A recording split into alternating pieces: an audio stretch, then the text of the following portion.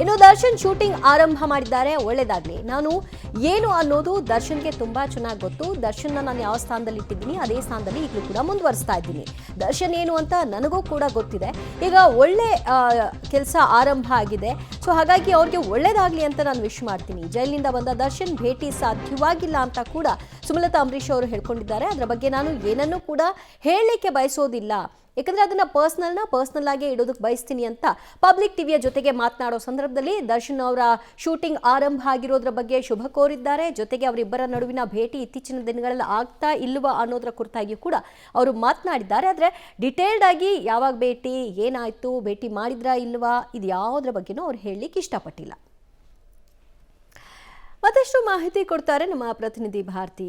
ಈಗ ಸಾಮಾನ್ಯವಾಗಿ ರಿಲೇಷನ್ಶಿಪ್ ಚೆನ್ನಾಗಿತ್ತು ಅಂದಾಗ ಇವರು ಸುಮಲತಾ ಅವರು ಜೈಲಿಗೆ ಹೋಗಿ ಬರ್ಲಿಕ್ಕೆ ಆಗಲಿಲ್ಲ, ಅದಕ್ಕೊಂದು ರೀಸನ್ ಕೂಡ ಇರಬಹುದು. ಆದರೆ ಮನೆಗೆ ಹೋಗಿ ಬರೋದಕ್ಕೆ ಯಾವುದೇ ರೀತಿಯ ಅಭ್ಯಂತರ ಇಲ್ಲ. ಆ್ಯಂಡ್ ಅವರು ಇವಾಗ ಬೇಲ್ ಮೇಲೆ ಹೊರಗೆ ಬಂದಿದ್ದಾರೆ.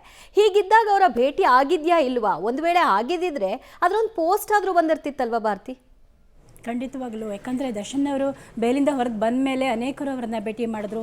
ಮುಂದಿನ ಸಿನಿಮಾ ಪ್ರೊಡ್ಯೂಸರ್ಗಳಿರ್ಬೋದು, ನಿರ್ದೇಶಕರಿರ್ಬೋದು, ಅವರ ಅತ್ಯಾಪರು ಎಲ್ಲರೂ ಭೇಟಿ ಮಾಡಿದ್ರು. ದರ್ಶನ್ ಅವರು ಕೂಡ ಅನಾರೋಗ್ಯ ಇದ್ದಿದ್ದು ಮುಖ್ಯ ಕಾರಣ. ಯಾರನ್ನೂ ಹೊರಗಡೆ ಬಂದು ಹೆಚ್ಚಾಗಿ ಭೇಟಿ ಆಗಿಲ್ಲ.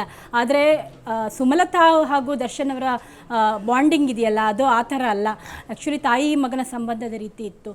ಅದಕ್ಕೆ ಎಲ್ಲರೂ ಕನ್ನಡಿಗರು ಸಾಕ್ಷಿಯಾಗಿದ್ದಾರೆ. ಹಿಂದಿನ ಎಲ್ಲ ಘಟನೆಗಳನ್ನು ತಾವು ನೋಡ್ಬೋದು. ಅದರಲ್ಲಿ ಸುಮಲತಾ ಹಾಗೂ ದರ್ಶನ್ ಅವರ ಕುಟುಂಬದ ಸಂಬಂಧ ಹೇಗಿತ್ತು ಅನ್ನೋದು ಪ್ರತಿಯೊಂದು ಸಂದರ್ಭದಲ್ಲೂ ಕೂಡ ಎರಡೂ ಕುಟುಂಬಗಳು ಜೊತೆಯಾಗಿರ್ತಿದ್ವು. ಹೀಗಾಗಿ ಇಂಥ ಸಂದರ್ಭದಲ್ಲಿ ಸುಮಲತಾ ಅವರು ಜೊತೆಗೆ ನಿಲ್ಲಿಲ್ಲ ಅನ್ನೋ ಅಸಮಾಧಾನ ದರ್ಶನ್ ಅವರಿಗೆ ಇತ್ತೋ ಏನೋ.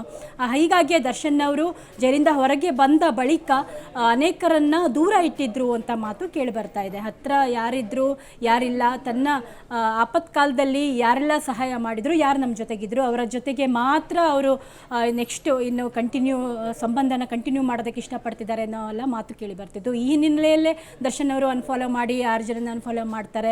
ಅದಾದ ಬಳಿಕ ಸುಮಲತಾ ಅವರು ಪೋಸ್ಟ್ ಮಾಡ್ತಾರೆ. ಇದೆಲ್ಲ ಹಳೆ ಸುದ್ದಿ.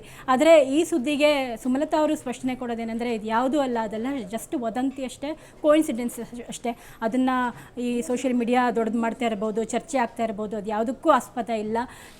ವೈಯಕ್ತಿಕವಾಗಿ ನಮ್ಮ ಸಂಬಂಧ ಹೇಗಿದೆ ಅನ್ನೋದನ್ನು ನಾವು ಗುಪ್ತವಾಗೇ ಇಟ್ಕೊಳ್ಳೋದಕ್ಕೆ ಇಷ್ಟಪಡ್ತೀವಿ ಅನ್ನೋದು ಸುಮಲತಾ ಅವರಿಂದ ಸೈಡಿಂದ ಬಂದಿರುವಂಥ ಒಂದು ಮಾತು. ಒಂದು ಸೈಡ್ ಪ್ರತಿಕ್ರಿಯೆಯನ್ನು ಖಂಡಿತವಾಗ್ಲೂ ತೊಗೊಳಕ್ಕಾಗಲ್ಲ ಅಲ್ವಾ.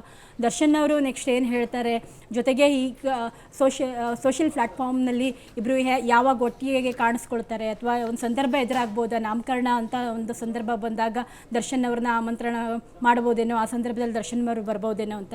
ಯಾಕಂದರೆ ಇತ್ತೀಚೆಗೆ ನಾವು ನೋಡಿದ್ವಲ್ಲ, ಈಗ ರಕ್ಷಿತಾ ಅವ್ರ ಸಹೋದರನ ಮದುವೆಯಲ್ಲಿ ದರ್ಶನ್ ಅವರು ಬಂದರು, ಆವಾಗ ಅವ್ರ ಸಂಬಂಧ ಎಷ್ಟು ಚೆನ್ನಾಗಿದೆ ಅನ್ನೋದು ಗೊತ್ತಾಯಿತು. ಹೀಗೆ ಒಂದು ಸಿಚುವೇಶನ್ ಕ್ರಿಯೇಟ್ ಆಗಬೇಕು, ಅಥವಾ ಸಿಚುವೇಶನ್ ಕ್ರಿಯೇಟ್ ಆಗದೇ ಇದ್ದಾಗಲೂ ದರ್ಶನ್ ಅವರು ಗೈರಾದರೆ ಅದು ಒಂದಿಷ್ಟು ವಿಚಾರಗಳಿಗೆ ಚರ್ಚೆ ಆಗ್ಬೋದು. ಸದ್ಯಕ್ಕಂತೂ ಸುಮಲತಾ ಅವರ ಮಾತು ಅಡ್ಡಗೋಡೆ ಮೇಲೆ ದೀಪ ಇಟ್ಟಂತೆ ಇತ್ತು. ದಿವ್ಯಾ, ಥ್ಯಾಂಕ್ ಯು ಭಾರತಿ ನಿಮ್ಮೆಲ್ಲ ಮಾಹಿತಿಗೆ.